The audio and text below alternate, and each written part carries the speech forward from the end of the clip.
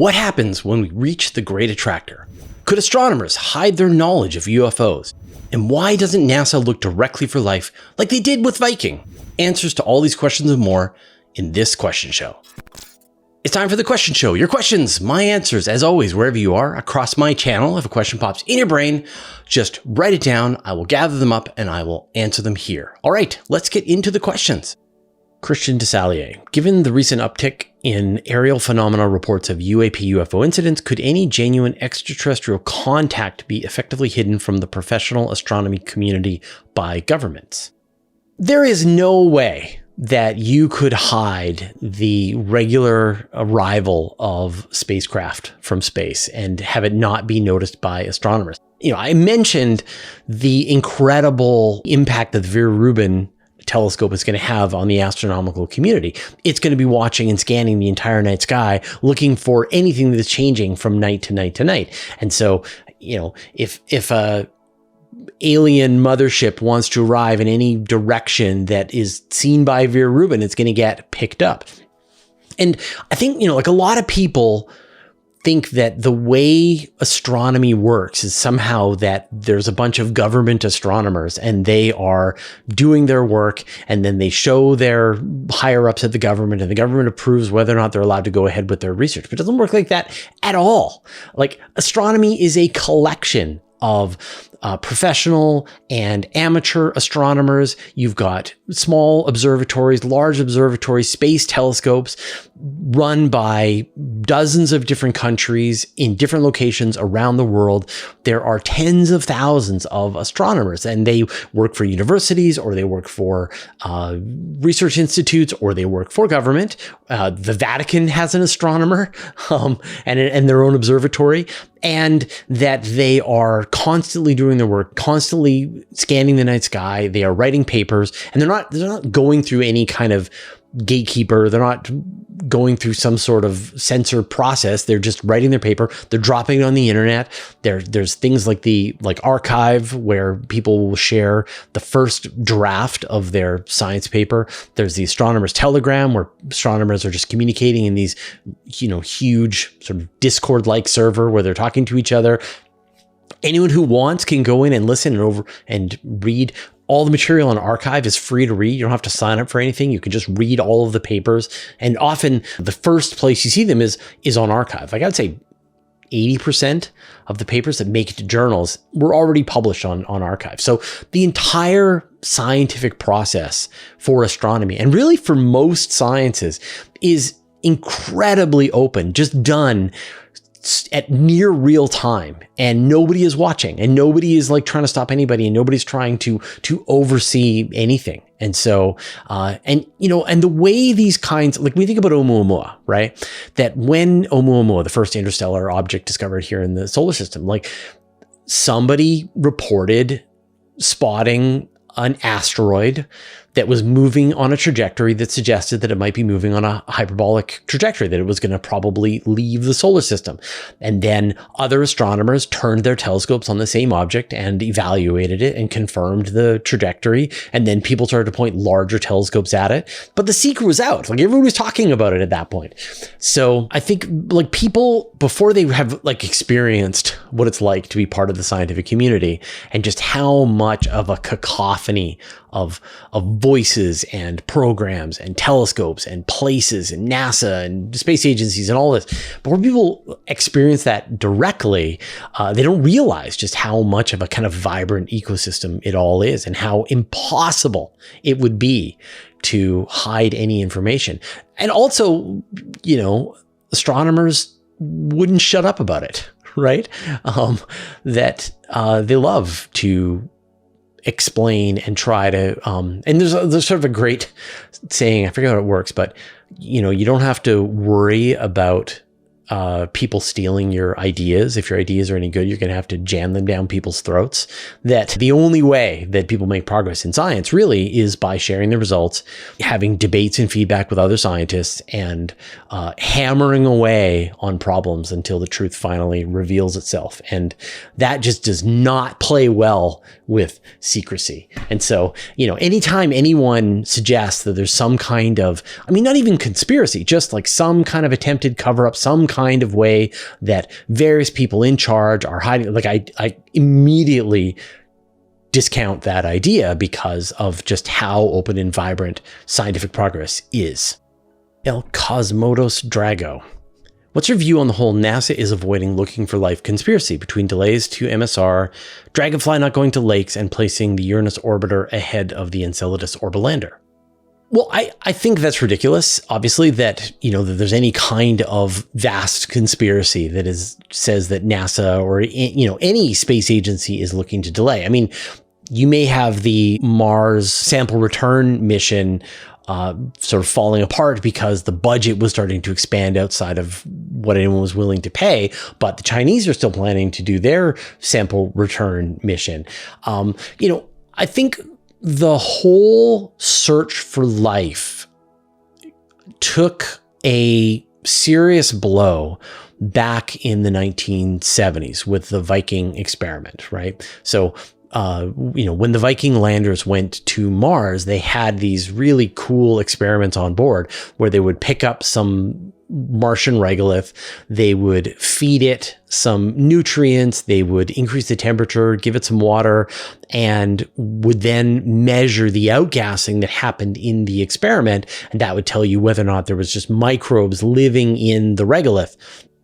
And the problem was that the outcome was inconclusive. Now, some people are absolutely certain that life was found on Mars, and other people are not sure that life was actually found on Mars. And they think that, in fact, these are just natural outgassing from the kinds of chemicals that were in the regolith, and no one can really double check. You could send another mission, but you might just get another inconclusive result. And then you had the Allen Hills meteorite, where, if you remember President Clinton announcing that life had been found on Mars, and here we are 20 years after that, and nobody thinks that meteorite was evidence of life on Mars. It was interesting, but definitely not conclusive. And so this sort of running forward to try to prove that there's life on Mars or on any other place in the solar system had to slow down. And that they wanted to build this overwhelming, conclusive case that there actually is life on another planet, or if there isn't. And so that's how you saw Spirit and Opportunity, which were just looking for any possible evidence that there was ever water on Mars. And they did. And then you got Curiosity, which was trying to find out whether or not there had been water on Mars for long periods of time in the ancient past. And it did. And now you got Perseverance, which is saying, were there conditions for life? Were there the kinds of organic chemicals? Were there the kinds of raw materials available to be present for life? And in that, the jury is still out. This found a lot of really interesting things, but the work is still ongoing as Perseverance still searches around. And so, all of those things that you mentioned, Dragonfly is not going to the lakes, there's lots of good technical reasons why you wouldn't send a helicopter to the sort of extreme poles of Titan. Having a Uranus orbiter ahead of an Enceladus orbalander, I mean, landing near the tiger stripes on the south pole of Enceladus is really complicated. And a lot of this stuff is all still up in the air. I mean, no firm schedule has been set for when these various missions are going to go. But finding evidence of life in the universe, finding evidence of life in the solar system, is one of the most important discoveries that humanity can possibly make. It tells us that life has, maybe formed independently on other places here in the solar system or out there in the universe, or maybe we're related to life here in the solar system through panspermia. But either way, you get one of the most impactful sort of pieces of scientific knowledge that has ever fallen into the hands of humanity. And so you want to be sure. You don't want to go through times where people are inconclusive. Nobody argues that water was once present on the surface of Mars. The evidence is overwhelming And that's what you want to get to with life. You want to go have the evidence be overwhelming. Nobody questions it. But that requires being very, very careful, doing a really good job, sending the right equipment, with the right resolution, the right experiments, to be able to get you a conclusive result. And when you consider how far away it is and how difficult it is to get to Mars or Enceladus or Uranus, that sending sufficient equipment to give you a conclusive result is an expensive process. And yet there's, we've seen what happens if you take it, if you don't get the conclusive result, then people just argue. And I think it makes the search for life just in general look less legitimate. So I think that's all that's going on. If you want to support the work we do at Universe Today, consider joining our Patreon club. Your support lets us have a minimum of ads and no sponsorship messages. Patrons get no ads on universetoday.com for life. Want the extra parts of the live stream that aren't in this edited version? You can sign up for a special patron-only podcast feed and get the overtime segments, as well as other special behind-the-scenes episodes, including our monthly patron-only question show. Thanks to everyone who has already subscribed, and welcome to our recent newcomers: Mr. Pink, Benjamin Carrier, Ruth Petitsky, Gordon Fulton, Santiago Tranfo, and David Sprout. Join the club at patreon.com/universetoday. Astronomy 66. I don't understand the Hubble tension. How will resolving the differences in the expansion rate calculations advance science? What will scientists be able to do with this information? So the Hubble tension, this is a measurement of the expansion rate of the universe that doesn't agree with two different measurements. So there are many ways to measure the expansion rate of the universe. I mean, we know that galaxies are moving away from us in all directions. And when you measure that expansion rate of the universe, you get one number. And that also you can measure the expansion rate of the universe in the cosmic microwave background radiation. And when you compare the measurement in the CMB versus the speed of galaxies moving away from us, you get a different number. And the number is close, but the number is not the same. And for the longest time, the error bars of the two numbers overlapped. And so people just assumed that the error bars were going to go away, that the two measurements would finally settle in on what is the right number for the expansion rate of the universe. And what they found was, as they got better and better at measuring the expansion rate, the two error bars narrowed down, but they didn't overlap. And so you got these two numbers. And now the people who are measuring the expansion rate of the universe based on the galaxies are really certain, and they've double-checked their numbers, and they've double-checked their numbers and triple-checked them. And then the people who've measured it from the cosmic microwave background have done the same, and they are absolutely sure that they have measured the expansion rate of the universe properly. And those numbers disagree, and that is the Hubble tension. So why is that important? Well, where it's important is that you have to explain it, right? Why? How could, if the expansion rate of the universe is really well understood and can be tracked over vast periods of time, how is it that you get these different numbers? So the one possibility is that it's a measurement error, that someone has made a mistake somewhere with either the measurement relatively nearby or the measurement that is made in the cosmic microwave background. That's almost always the answer, is that somebody's made a measurement mistake. And yet the people who have made these measurements are the best in the business and have done really good work. People have double-checked their work. People have double-checked the double-checking of the work, and these numbers hold. Then what you're left with is that your underlying assumptions, your theories about the universe itself, the way the universe has evolved over time, are missing something, that there is new physics, that maybe at some point, at some weird middle time over the expansion of the universe, things sped up and then slowed down again, or maybe have continued to speed up and then only recently slowed down, or maybe it sped up at a time before that first measurement was done. And each one of those then has to be explained. Like, what could cause the universe to change the rate of its expansion beyond the factors that have already been accounted for?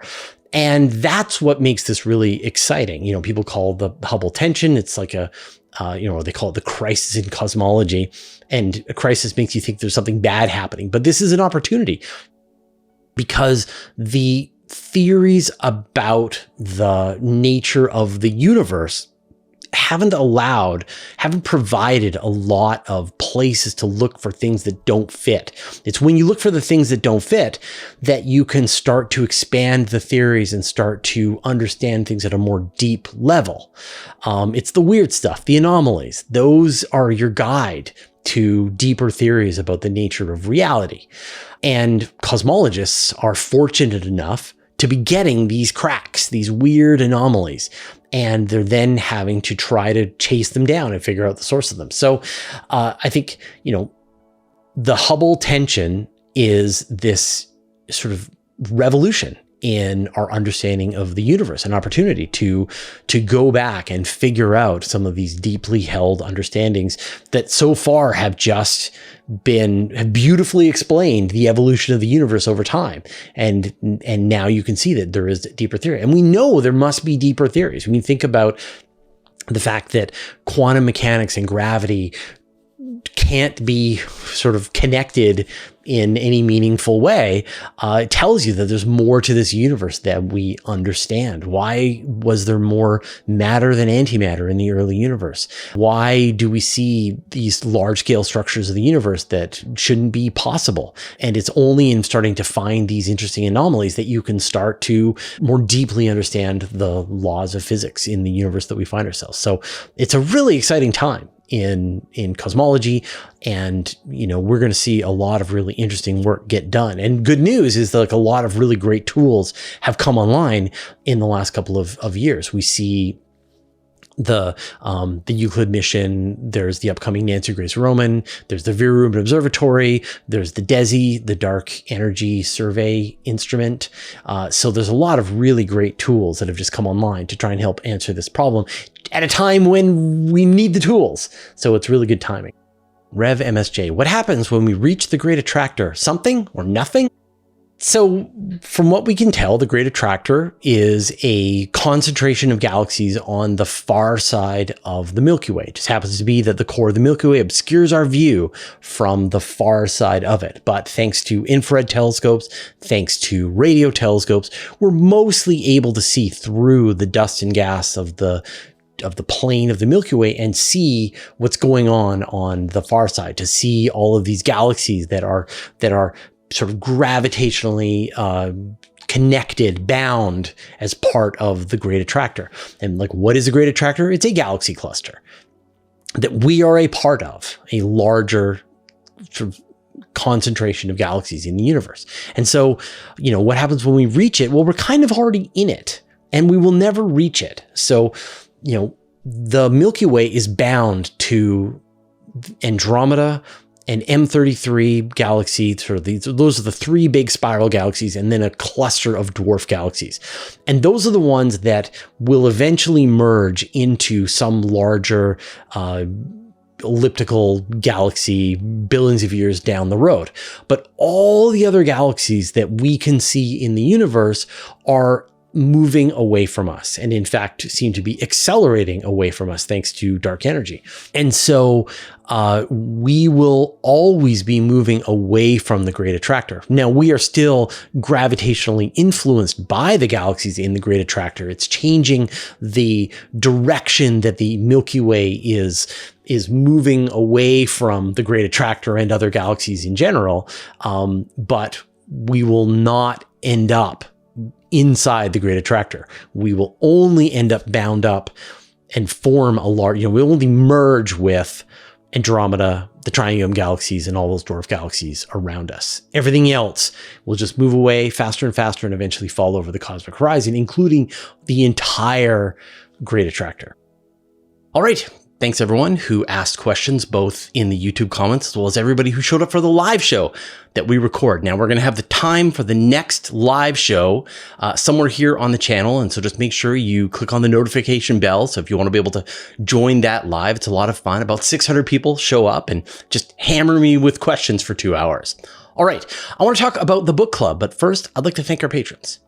Thanks to Abe Kingston, Adam Schaefer, Andrew M. Gross, Barry Lake Roofing, David Giltonen, David Matz, Dennis Alberti, Dustin Cable, James Clark, Jeremy Mattern, Jim Burke, Jordan Young, Josh Schultz, Paul Rohrbach, Sean Sargent, Spiderswap.io, Stephen Fowler-Melling, and Vlad Chiplin, who support us at the Master of the Universe level.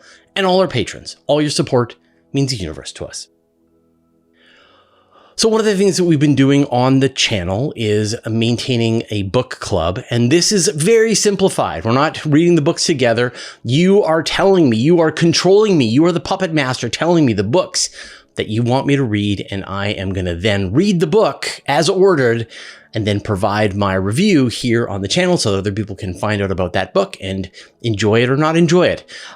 So the link to the book club is going to be down in the show notes, but it's at Goodreads. And so you can join this community, list books that you want me to read, and then I will pick from this list and I will read them and I will tell you what I think.